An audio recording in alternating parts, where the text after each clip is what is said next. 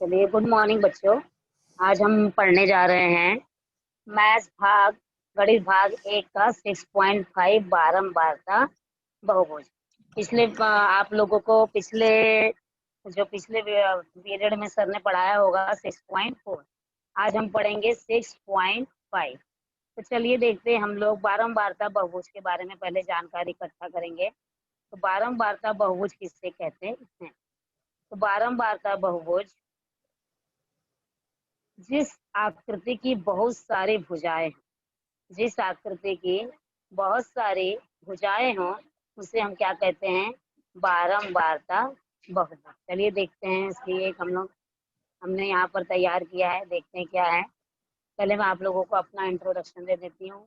मेरा नाम वंदना पांडे, मुनिंड महानगर पालिका स्कूल से। और हम लोग आज क्या पढ़ेंगे? गणित भाग 1 सांख्यिकी 6.5 बारंबारता बहुभुज। देखिए यहाँ पर मैंने परिभाषा लिखी है, जिस आकृति की बहुत सारी भुजाएं हों उसे बहुभुज कहते हैं। जैसे त्रिभुज है तो 3 भुजा होती है, 4 भुजा, और चतुर्भुज है तो 4 भुजा होती है। वैसे ही बहुभुज मतलब बहुत सारी भुजाएं। तो चलिए हम लोग एक एक करके प्रश्न हल करते हैं। देखिए यहाँ पर क्वेश्चन नंबर 1, नीचे सारणी में विभिन्न कंपनी के म्यूचुअल फंडों को 1 यूनिट का कुल संपत्ति मूल्य दिया गया। इस आधार पर हमें बारंबारता बहुभुज बनाना है। तो देखिए क्या है चार्ट में, कुल संपत्ति का मूल्य रुपए में और नीचे म्यूचुअल फंड की संख्या। तो यहाँ पर ऊपर हमें वर्ग दिया है, नीचे वाली बारंबारता। तो यहाँ मैडम पर वर्ग में, हाँ बोलिए सर। मैडम आप मोबाइल घुमाएंगे क्या? क्योंकि ये वर्टिकल दिख रहा है ना, हॉरिजॉन्टल दिखे तो अच्छा दिखेगा। हाँ ठीक है, चलेगा सर हाँ, अब बस। बराबर दिख रहा है मैडम। हाँ, अब सही दिख रहा है, कंटिन्यू कीजिए मैडम। हाँ चलिए, तो हमने क्वेश्चन मैंने आपके सामने अभी पढ़ा। कुल संपत्ति का मूल्य कितना है? 8 से 9, 10 से 11, 12 से 13, 14 से 15 और 16 से 17। 8 से 9 में म्यूचुअल फंड की संख्या कितनी है? 20। 10 से 11 म्यूचुअल फंड की संख्या कितनी है? 40। 12 से 13 म्यूचुअल फंड की संख्या 30 तथा 14 15 से 25 और 16 17 के बीच में 15 म्यूचुअल फंड की संख्या है। उपर्युक्त सारणी में वर्ग सतत नहीं, आप लोगों को दिख रहा होगा। यहाँ से 8 से 9 है, सतत मतलब लाइन से नहीं है। तो दूसरे में हम लोग को 9 से चाहिए था, लेकिन दूसरे कॉलम में हमें 10 से 11 दिया है, तीसरे में हमें 12 से 13 दिया है, चौथे में हमें 14 से 15 दिया है और इसी आखिरी में 16 से 17 दिया है। तो हमें बारंबारता बहुभुज बनाने के लिए पहले तो वर्ग सतत करने की आवश्यकता होती।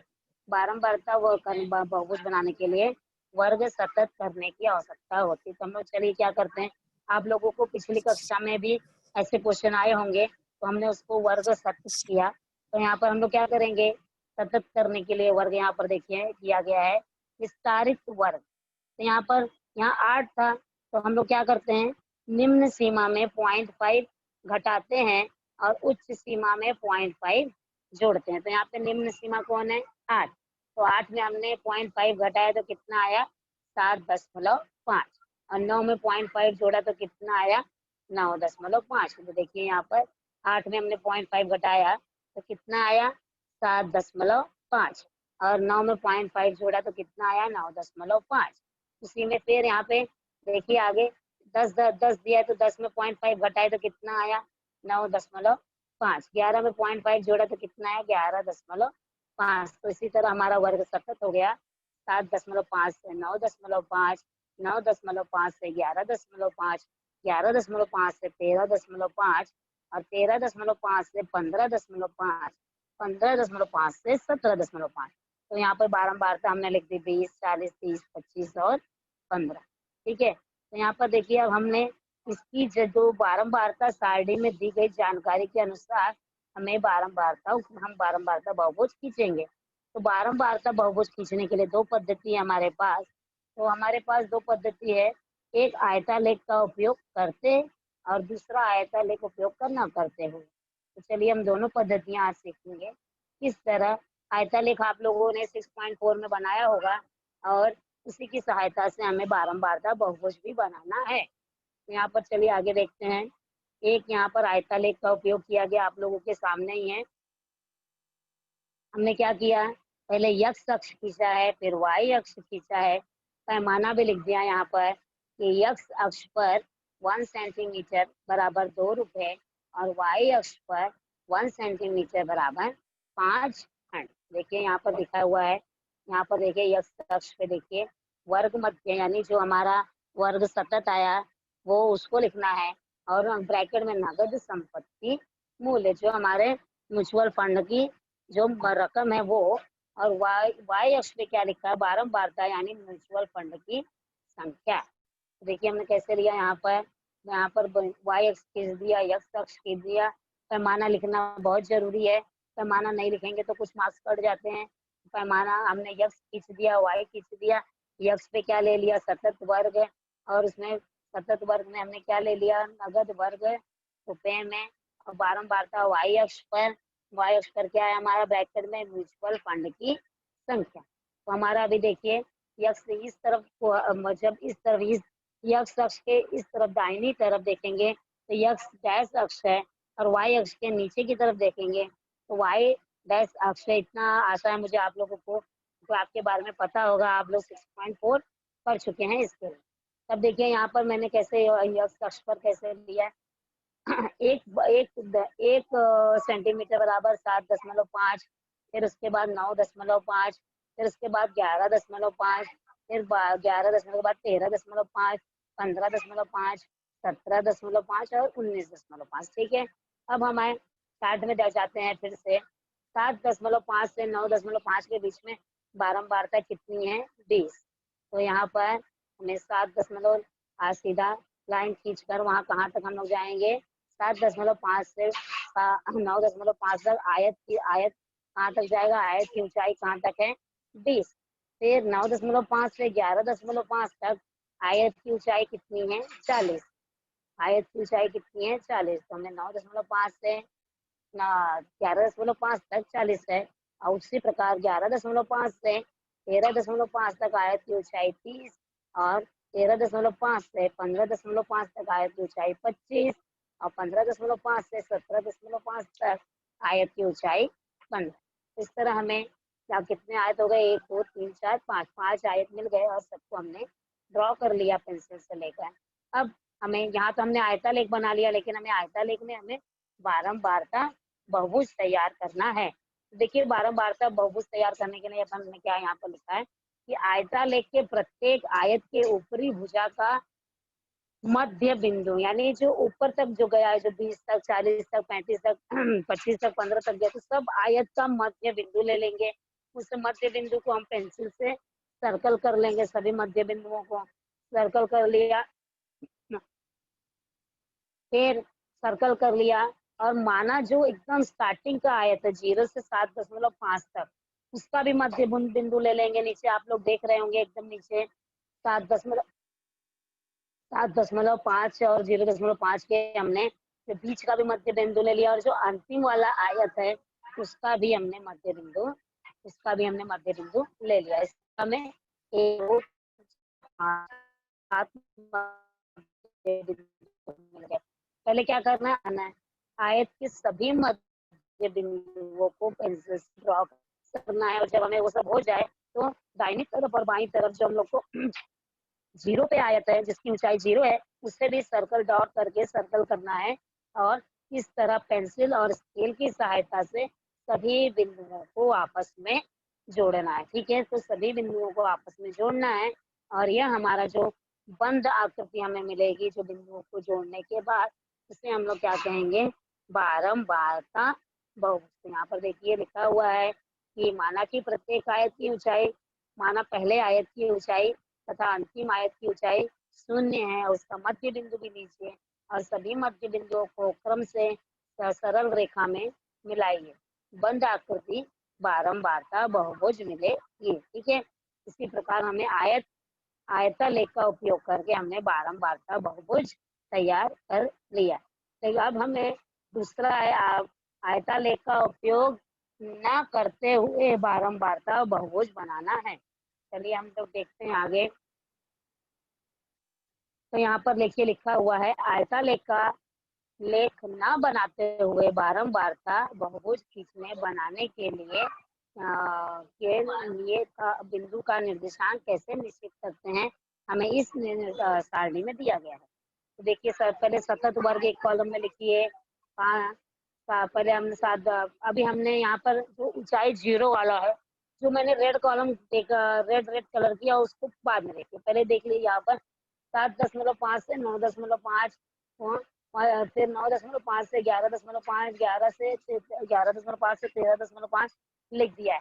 तो हमको हमको जी बारंबारता, पहली बारंबारता और 0 और लास्ट वाली बारंबारता, हमें 0 चाहिए। तो हम उसके लिए क्या करेंगे, तो पहली बारंबारता और अंतिम बारंबारता 0 करने के लिए उसका भी वर्ग हमें प्राप्त करना पड़ेगा। तो 7.5 के पहले वाला क्या आएगा वर्ग, 5.5 से 7.5, ठीक है। और एकदम अंतिम जो हमें 17.5, हमारे पास 19 से कितना है यहाँ पर, 19.5 से 21.5 तक है। तो हमें क्या चाहिए, उसके बाद की भी एक बारंबारता चाहिए, तो 21.5 से 23.5, ठीक है। तो हमें यहाँ पर सब पहली बारंबारता और लास्ट वाली बारंबारता 0 करनी है, ठीक है। तो यहाँ पर पहले दूसरे कॉलम में वर्ग मध्य निकाला गया है, वर्ग मध्य निकाला गया है, ठीक है।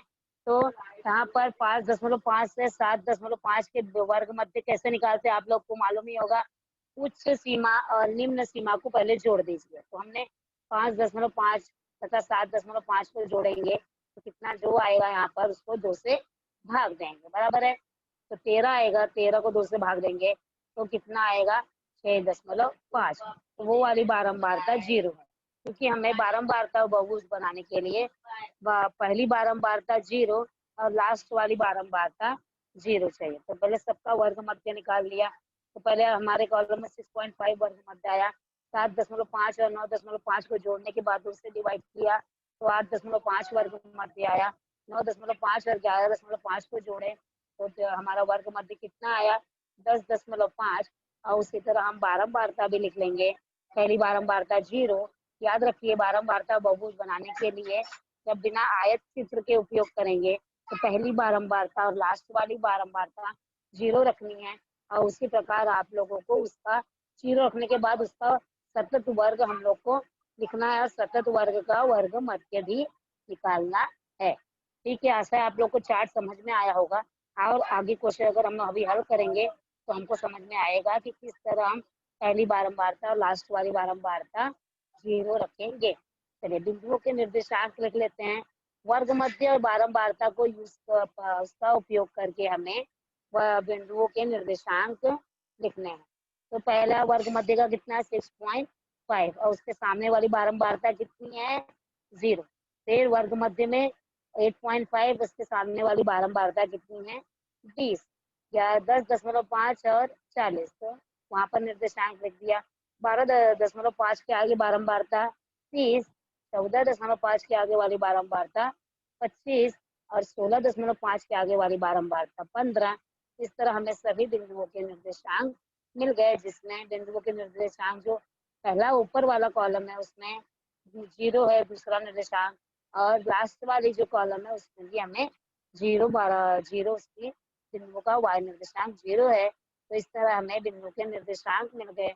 जो ये हमें बिंदु के निर्देशांक मिले हैं ये x और y हैं। चलिए हम अब आलेख बनाते हैं। यहाँ पर देखिए क्या लिखा हुआ है कि सारणी में अंतिम स्तंभ में निर्देशांक के संगत बिंदु को स्थापित करते हैं और उसे क्रम से मिलाते हैं, तब हमें बारंबारता बहुभुज प्राप्त होता है। तो x अक्ष पर हम लोग क्या लेने वाले हैं, वर्ग मध्य। y अक्ष पर क्या लेने वाले हैं हम, बारंबारता। तो x अक्ष पर वर्ग मध्य और y अक्ष पर बारंबारता। चलिए मैं एक एक करके आपको बता रही हूँ और इस तरह एक एक स्टेप आपको ग्राफ में बता रही ताकि आपको ग्राफ अच्छे से समझे। यहाँ पर हमने x अक्ष ड्रॉ कर लिया और x अक्ष पर हमने वर्ग मध्य ले लिया। वर्ग मध्य में हमारा क्या है, नगद संपत्ति मूल्य। यहाँ पर x अक्ष ले लिया। x अक्ष की दाहिनी तरफ हमने x डैश अक्ष, बाई तरफ x डैश अक्ष ले लिया और y अक्ष के ऊपर हमने y अक्ष और नीचे y डैश अक्ष ले लिया, ठीक है। y अक्ष पर क्या लिखा है, बारंबारता म्यूचुअल फंड की संख्या ब्रैकेट में। अब हमें यहाँ पर जो आप एक ये जिगजैग शेप देख रहे हैं वो क्या है हमारा, उससे हमें क्या वो पता चलता है कि 6.5 के भी पहले नंबर है, ठीक है। 6.5 के भी पहले नंबर है तो 6.5 के पहले नंबर होगा। यहाँ पर 2 का डिफरेंस है तो 6.5 के पहले 4.5 होगा, 2.5 होगा। तो उस जिगजैग का मतलब वही है कि उसके बीच में भी नंबर है, क्योंकि 0 और 6.5 में तो 6.5 का अंतर है, लेकिन उसके आगे आगे 2 का अंतर है, इसलिए वो शेप बनाया गया है जिगजैग से। और इसके लिए उसका मतलब है कि उसके बीच में भी संख्या है। तो इस तरह हमने यक्स अक्ष पर क्या क्या ले लिया, 6.5, 8.5, 10.5, 2 सेंटीमीटर पर, और 12.5, 14.5, 16.5, 18.5, ठीक है। वर्ग मध्य ले लिया हमने यहाँ पर। और यहाँ पर वाई अक्ष पर हमने क्या ले लिया, 5, 10, 15, 20, 25, 30, 35, 40 और 1 सेंटीमीटर पर 5 खंड लिया है। तो देखिए यहाँ पर पैमाना भी लिख दिया। यक्स अक्ष पर 1 सेंटीमीटर बराबर 2 रुपए और वाई अक्ष पर 1 सेंटीमीटर बराबर 5 खंड। यक्स अक्ष पर वर्ग मध्य, याद रखिए हमेशा वर्ग मध्य यक्स अक्ष पर लिया जाता है, और बारंबारता जो रहती है हमेशा वाई अक्ष पर लिखते हैं। तो ये दूसरा फर्स्ट स्टेप हो गया। अगर आपका सेकेंड स्टेप देखिए क्या करना है हमें। सेकेंड स्टेप पे हमें बिंदु ड्रॉ करना है। तो 6.5 के उसकी ऊंचाई 6.5 का जो है निर्देशांक हमने यहाँ ड्रॉ किया 6.5 और 0। तो 6.5 और 0, तो यहाँ पर आप लोग देख सकते थोड़ा सा वो हो गया, डल हो गया।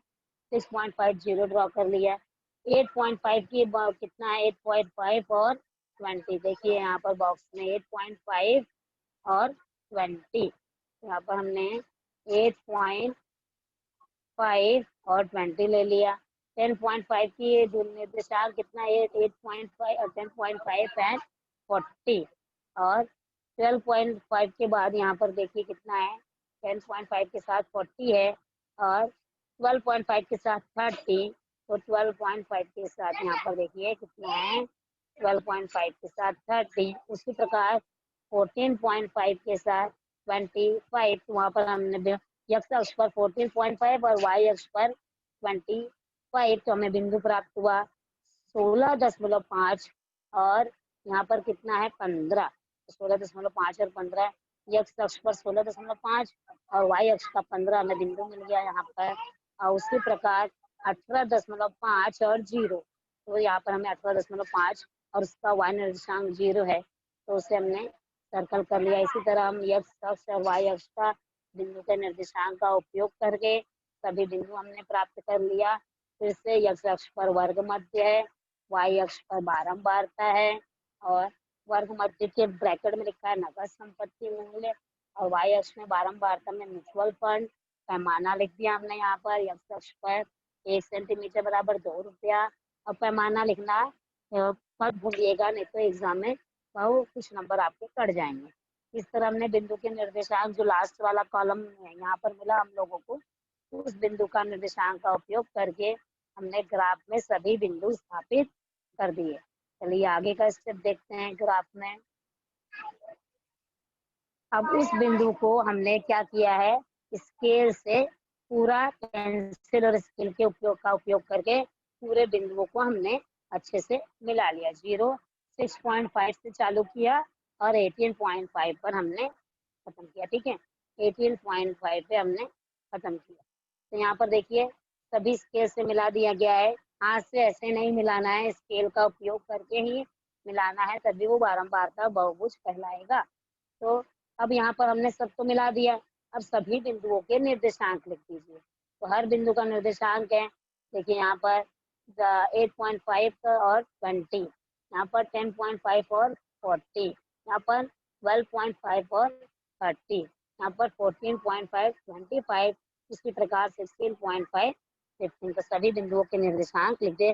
फाइनल हमारा ग्राफ बारंबारता बहुभुज रेडी हो गया। मैंने एक एक आपको हर एक में अलग अलग ग्राफ नहीं बनाना, आपको लास्ट ऐसे ही बनाना है, लेकिन मैंने आपको हर एक स्टेप बताया कि किस तरह बारंबारता बहुभुज बिना आयतालेख का उपयोग बिना किए कैसे हमें बारंबारता बहुभुज एग्जाम में बनाना है।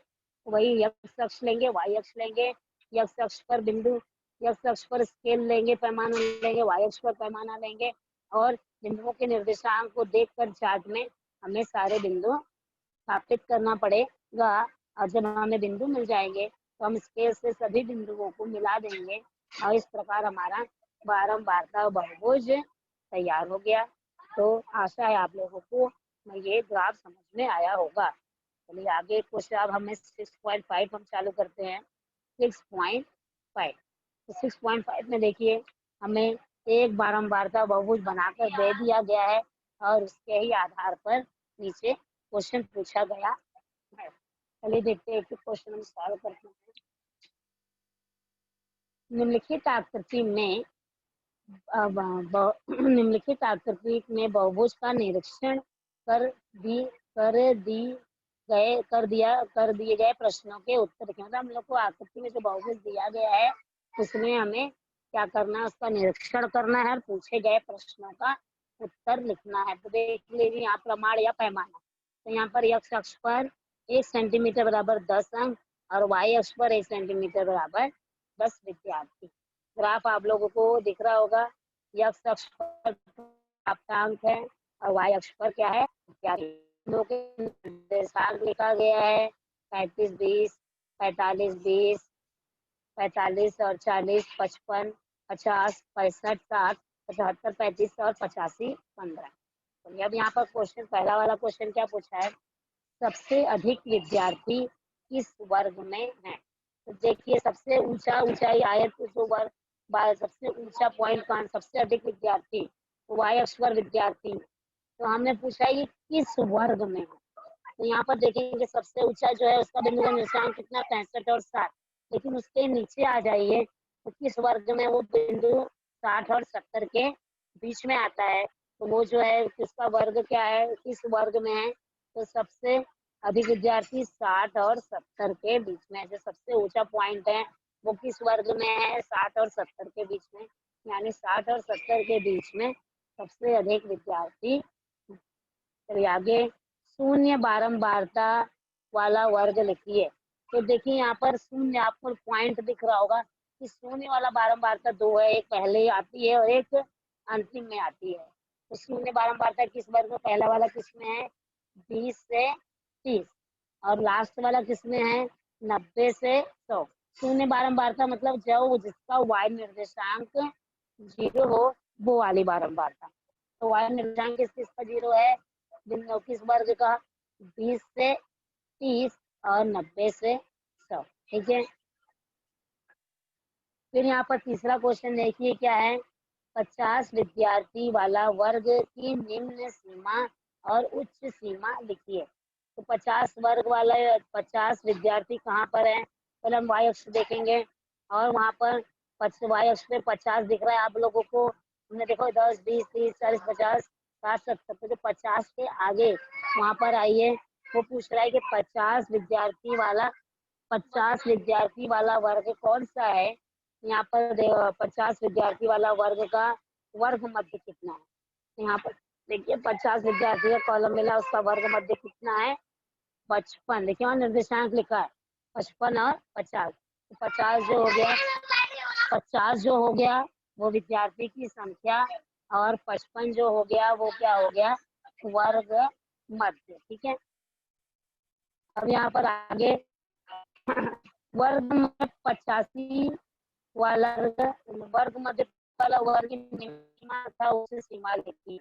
यहाँ पर देखिए 85 की वर्ग मध्य 85 दिख रहा है आप लोगों को, जो 80 और 90 के बीच में। तो यहाँ पर 85 का उच्च सीमा कितना है 90 और निम्न सीमा कितना है, जो कि वर्ग में आ रहा है वो 80 से 90 के बीच में। तो 80 क्या हो गया निम्न सीमा और 90 क्या हो गया उच्च सीमा। ठीक है, अब यहाँ पर क्या लिखा हुआ है कि 80 तथा 90 अंक प्राप्त करने वाले विद्यार्थी कितने हैं। तो वही हमें बारंबारता यहाँ पर देखनी पड़ेगी। 80 और 90 वाली जो प्राप्तांक है उसका बारंबारता कितनी, 80 आगे आओ यहाँ पर सीधा, वहाँ पर कितना आया वो 80 और कितने विद्यार्थी है वहाँ पर 80 और 90 के बीच में पाने वाले विद्यार्थी 15।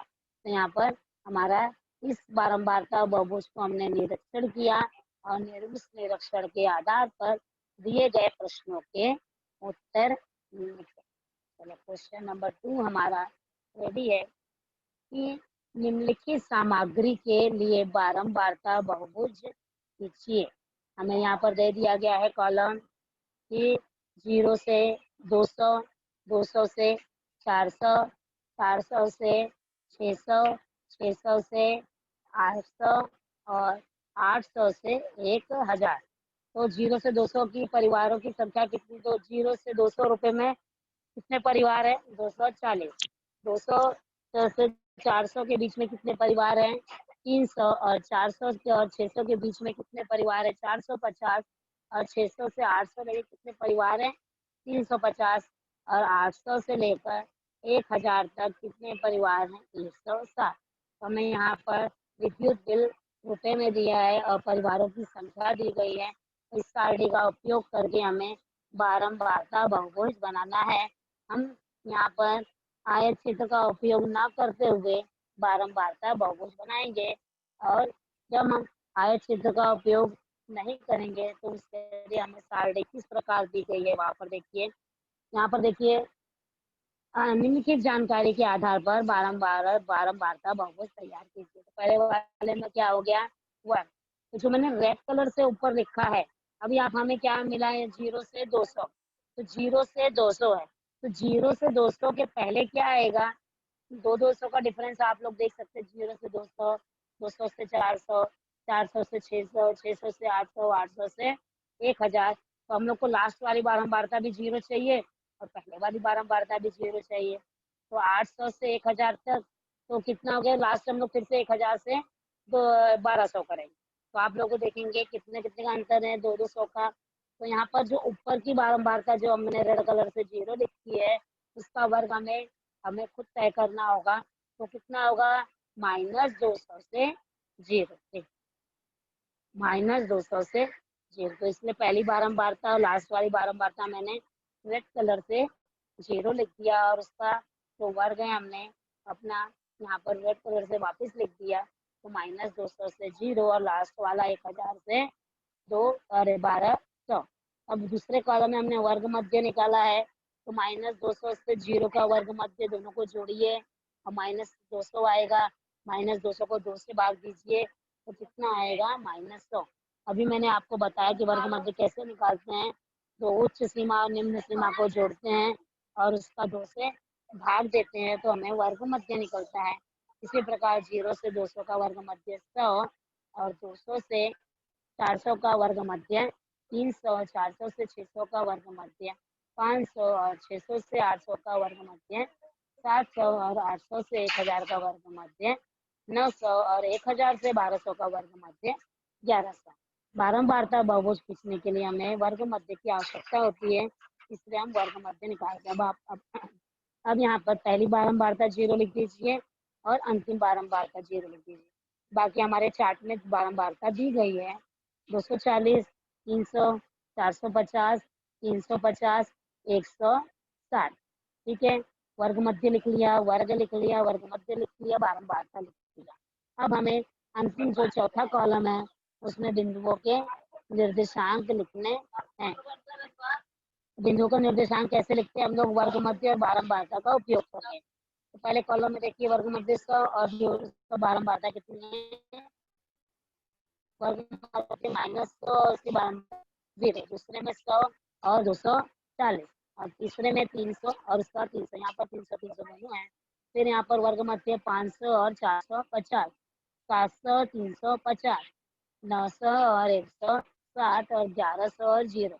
इस तरह हमें बारंबारता बहुभुज खींचने के लिए बिंदुओं के निर्देशांक मिल गए हैं। अब हम इसे आयतालेख में ग्राफ में हम इसे आलेख में स्थापित करेंगे। चलिए एक एक करके देखते हैं कैसे करना है। आशा है आप लोगों को चार्ट समझ में आया होगा। ठीक है, x अक्ष पर हम क्या लेते हैं? वर्ग मध्य और y अक्ष में हम क्या लेते हैं? बारंबारता। तो वर्ग मध्य हमारा क्या है? वर्ग मध्य हमारा विद्युत बिल है और बारंबारता हमारे परिवारों की संख्या। चलिए हमारा आलेख है। हमने x अक्ष खींच दिया, x अक्ष के बाईं तरफ x डैश, y अक्ष खींच दिया, y अक्ष के नीचे y डैश और वहाँ पर हमने जो O लिखा है वो उसका मूल बिंदु है और x अक्ष पे वर्ग मध्य लिया है। वर्ग मध्य देखिए कितना है? 1 सेंटीमीटर बराबर 100, 200, 300, 400, 500, 600, 700, 800, 900 और 1000 और 1100। और नीचे हमने लिख दिया वर्ग मध्य और ब्रैकेट में लिख दिया विद्युत बिल। ठीक है। और वाई अक्ष पे हमने क्या लिया है? 100, 200, 300, 400, 500, 600, 700 और 800। वहाँ पर लिख दिया बारंबारता यानी परिवारों की संख्या। पैमाना देखिए, एक्स अक्ष पर 1 सेंटीमीटर बराबर कितना है? 100 रुपये। और वाई अक्ष पर 2 सेंटीमीटर बराबर 100 परिवार। ठीक है। ग्राफ जितना बड़ा बड़ा मतलब जितना आप स्केल अच्छा लेंगे उतना अच्छा ग्राफ दिखेगा। तो इसके लिए जितना अच्छा पैमाना लेंगे उतना अच्छा आपको ग्राफ दिखेगा। चलिए यहाँ पर यह अक्ष लिख दिया, वर्ग मध्य लिख दिया, बारंबारता लिख दिया, पैमाना लिख दिया। अब आगे हम लोग क्या करेंगे? बिंदु स्थापित करेंगे। यहाँ पर वही देखिए पैमाना फिर से एक्स अक्ष पर 1 सेंटीमीटर बराबर 100 रुपये, वाई अक्ष पर 1 सेंटीमीटर 2 सेंटीमीटर बराबर 100 परिवार। तो हमने अभी जो बिंदु के निर्देशांक, तो पहला वाला निर्देशांक -100 और 0। तो -100 कहाँ आएगा? बाई तरफ, एक्स अक्ष के बाई तरफ। तो -100 और जिसका बाई निर्देशांक 0, तो उसे हमने बिंदु को स्थापित किया, उसे सर्कल किया। फिर दूसरा बिंदु का निर्देशांक कितना था? वर्ग मध्य 100 और बारंबारता उसकी कितनी थी? 240। तो यहाँ पर 2 सेंटीमीटर बराबर 100 है, तो यहाँ पर अरे 2 सेंटीमीटर बराबर कितना है? 100। तो यानी 20 बॉक्स का 100, तो एक बॉक्स कितने का हो गया? तो यहाँ पर हम लोग को 100 और 240, तो आप लोगों को जो 200 और 300 के बीच में दिख रहा है 250 हो गया। और 250 के नीचे हम लोग 2 कॉलम नीचे आएंगे, तो हम लोग को कितना हो गया? 240। यानी एक बॉक्स है 5 का। जैसे अभी हम लोग को 100 चाहिए, 105 चाहिए, तो 100 के ऊपर 101 बॉक्स ऊपर गए तो 105। 110 चाहिए तो 2 बॉक्स ऊपर गए, कितना हो गया? 110। इसी प्रकार एक बॉक्स में हमें कितना मिलेगा? 5 परिवार। तो हमें 240 चाहिए, तो हम लोग 250 के नीचे 2 नीचे बॉक्स जाएंगे, तो हमें 240 हो गया। अब यहाँ पर जो तीसरा बिंदु है उसका निर्देशांक है 300 और 300, तो ये इजी है। 300 और 300 हमने ले लिया। फिर उसके बाद आगे का स्केल है 500 और 450। हमें चार्ट का बिंदु का निर्देशांक देखकर ग्राफ में बिंदु स्थापित करना है। तो यहाँ पर हो गया 500 का कितना हो गया? यहाँ पर 500 का 450। एक बार आप देख लीजिए फिर से चार्ट। 500 में कितना है? 450। आगे क्या है? 700 में 350। पहले यक्स अक्ष का 700 ढूंढिए और उसका यक्स का 700 और वाई अक्ष का 350। तो 700 और 350। फिर यहाँ पर आगे 900 का कितना है? यहाँ पर 900 का देखिए कितना है? यहाँ पर 160। 900 का 160। तो यहाँ पर देखिए 160 यानी 150 के 2 बॉक्स ऊपर, बराबर है। तो 150 के 2 बॉक्स ऊपर, तो यहाँ पर 900 और 160। तब बिंदु को डॉट कीजिए और उसे सर्कल कीजिए। लास्ट में अंतिम जो है वर्ग मध्य कितना है हमारा? 1100 और उसका वाई निर्देशांक 0। इस तरह हम बिंदु का निर्देशांक देखकर सभी बिंदुओं को स्थापित कर दिए और पेंसिल और स्केल का उपयोग करके हमने सभी बिंदुओं को मिला दिया और हमें बारंबारता बहुभुज तैयार हो गया हमारा। और आप पैमाना लिखना, और जो हम वाई अक्ष पर क्या लेते हैं, एक्स अक्ष पर क्या लेते हैं, वाई पे हम बारंबारता लेते हैं, एक्स अक्ष पर हम वर्ग मध्य लेते हैं, वो सब हमें ग्राफ में पूरा लिखना आवश्यक है, तभी हमें पूरे के पूरे नंबर मिलेंगे। चलिए अंतिम स्टेप ग्राफ का देखिए। सब बिंदु को मिलाने के बाद हमने क्या किया? वर्ग मध्य बारंबारता साड़ी हमारी तैयार हो गई, ग्राफ हमारा तैयार हो गया। अगर आप बिंदुओं के निर्देशांक नहीं लिखेंगे जो हमने बिंदु स्थापित किया, तो कुछ मार्क्स कट जाएंगे। इसलिए सारे बिंदुओं के निर्देशांक लिख दीजिए, जैसे 100 होगी 100 और 240, 300 300, 500 और 450, 700 और 350, 900 और 160। ठीक है। तो इस तरह हमारा यह बारंबारता और बहुभुज रेडी हो गया। देखिए इसमें कई प्रकार, कितने प्रकार, बहुत सारी भुजाएं हैं, इसलिए इस आकृति का नाम क्या है? बहुभुज। ठीक है। आगे आगे क्वेश्चन पे हम चलते हैं। किसी परीक्षा के परिणाम में, ये क्वेश्चन का मैंने सिर्फ चार्ट बनाया है और ग्राफ आप लोग खुद बनाइए। अगर देखिए मैंने सिर्फ आपको ग्राफ बनाना है, सारणी हमने तैयार करके यहाँ पर रख दी। तो यहाँ पर चलिए देखते हैं अगला क्वेश्चन। किसी परीक्षा में के परिणाम के प्रतिशत वर्ग और उस वर्ग वाले विद्यार्थियों की संख्या निम्नलिखित सारणी में दी गई है। इस सारणी के आधार पर बारंबारता बहुभुज कीजिए। तो परिणाम देखिए 30 से 40, उसके बीच में कितने विद्यार्थी हैं? 60। 40 से 50 के बीच में कितने विद्यार्थी हैं? 33। 50 और 60 के बीच में कितने विद्यार्थी हैं? 45। 60 और 70 के बीच में कितने हैं? 65। और 70 और 81 के बीच में 47। 80 और 90 के बीच में 18 और 90 और 100 के बीच में 5। तो अब ये हमारा जो चार्ट दिया गया है उसे हमें क्या करना है? सारणी तैयार करनी। सारणी में हमें वर्ग मध्य चाहिए, वर्ग चाहिए और बिंदुओं के निर्देशांक चाहिए। ठीक है, तो यहाँ पर वर्ग देखिए, पहले वाला वर्ग क्या, पहले हम लोग अपना वर्ग हमेशा बनाते समय पहला कॉलम खाली रख दीजिए और लास्ट वाला कॉलम खाली लिख दीजिए और उसके बारंबारता वाले कॉलम में 0 0 लिख दीजिए। ठीक है, तो यहाँ पर हमने लिख दिया कि 30 से 40, 40 से 50, 50 से 60, 60 से 70, 70 से 80, 80 से 90, 90 से 100। तो पहला वाला 20 से 30 से 40 के पहले वाला वर्ग क्या हो सकता है? 10 10 का डिफरेंस है, तो वो कितना आएगा? 20 से 30। और लास्ट वाला वर्ग क्या हो सकता है? 100 से 110। तो 20 से 30 का वर्ग मध्य कितना है?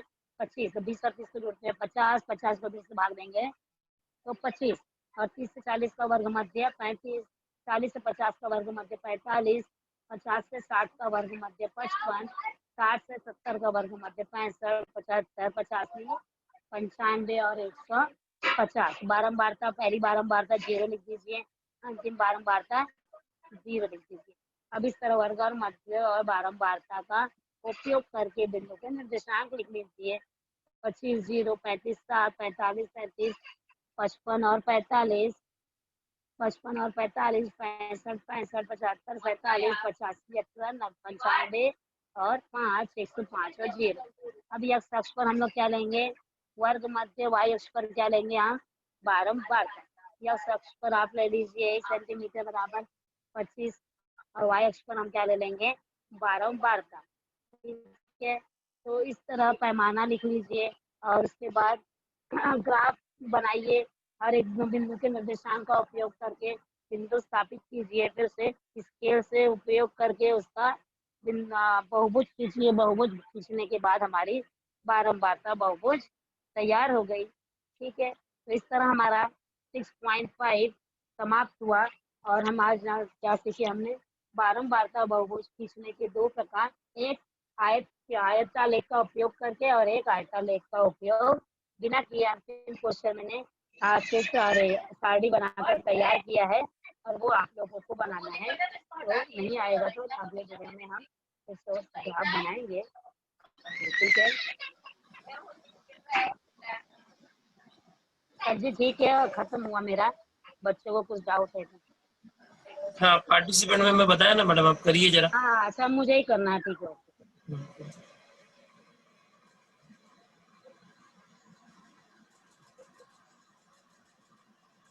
हाँ मनीषा बेटा, अनम्यूट करो बेटा। मैम 0 जो बिंदु है मैम वो अपने से लेना है मैम।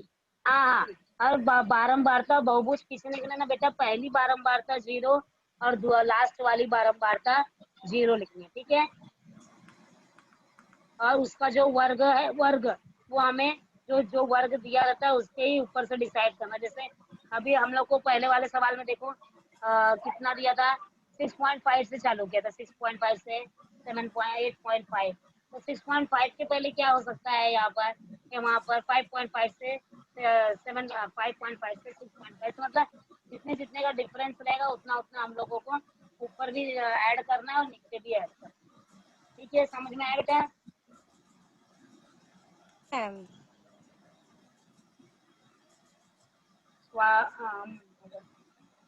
हाँ स्वाति, स्वाति बेटा अनम्यूट करो। Hello teacher. हाँ बेटा पूछो। टीचर ये जो क्रिंक का इसमें वो चिन्ह नहीं लगाना है? देखिए जहाँ पर जैसे अभी जहाँ पर जैसे 0 से 100, 100 से 200, 200 से 300। ठीक है, तो 0 से 100, 100 से 200, 100 100 का ही अंतर है ना, आगे आगे, है ना? हेलो स्वाति, हाँ बोलिए मैडम, उसका माइक बंद हुआ, आप बोलिए। हाँ, तो जो 0 से 100, 100 से 200, 200 से 300, तो 100 का ही अंतर है। तो यहाँ पर जो ट्रिक का चिन्ह वो नहीं लगाना है। लेकिन अगर ऐसे होता 0 से 0 से 100, 100 से 400, 400 से 600, ऐसे ऐसे रहता।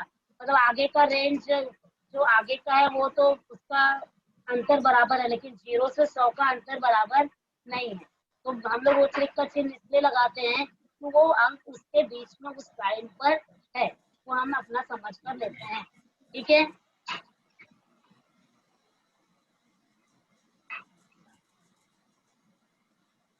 चलिए नीशू, नीशू ले लो करो माइक। Good morning teacher. हाँ, good morning, good morning. Teacher सब में एक एक बढ़ाना रहेगा, बॉक्स बनाएंगे तो। बारंबारता बहुभुज खींचने में पहली बारंबारता और लास्ट वाली बारंबारता 0 रखना है, और उसका वर्ग मध्य भी निकालना है, और उसका वर्ग भी लिखना है। ठीक है, जितने भी रहेंगे सब में बढ़ाना रहेगा ना। हाँ जितने रहेंगे सब बारंबारता फिर बहुभुज खींचना है। Thank you teacher.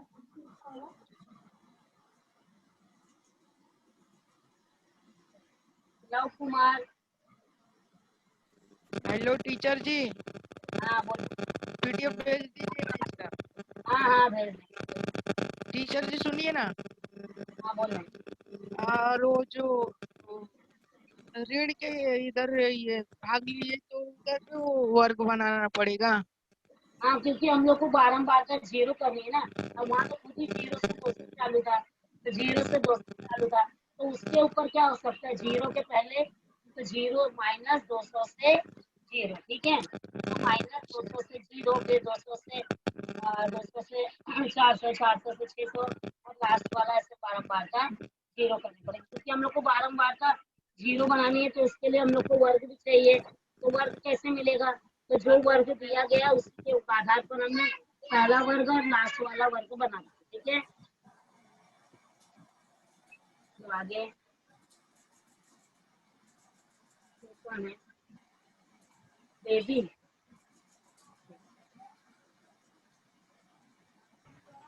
हाँ हेलो टीचर। हाँ बोलो। टीचर मेरा ये क्वेश्चन था ना कि अगर हम लोग आयताकार में जब बनाते हैं तो मिडल पॉइंट लेते हैं, अगर विदाउट आयताकार का बनाते हैं तो मिडल पॉइंट नहीं लेना है। वर्ग मध्य निकालते ना बेटा, वर्ग मध्य। नहीं वैसा नहीं टीचर, मीन्स कि आयताकार में बनाते हैं तो जो हम लोग पूरा एक बॉक्स में का मिडल पॉइंट लेते हैं। हाँ हाँ हाँ, और विदाउट आयताकार में बनाते हैं तो जिसपे हम लोग बारंबारता लिखे रहते हैं वही लाइन पे बनाते हैं। हाँ हाँ, हाँ तो वही है, क्योंकि इसमें आयत नहीं रहते हैं ना। हाँ वर्ग मध्य निकालते हैं और बारंबारता निकालते हैं। तो वर्ग मध्य और बारंबारता का उपयोग करके बारंबारता बहुभुज।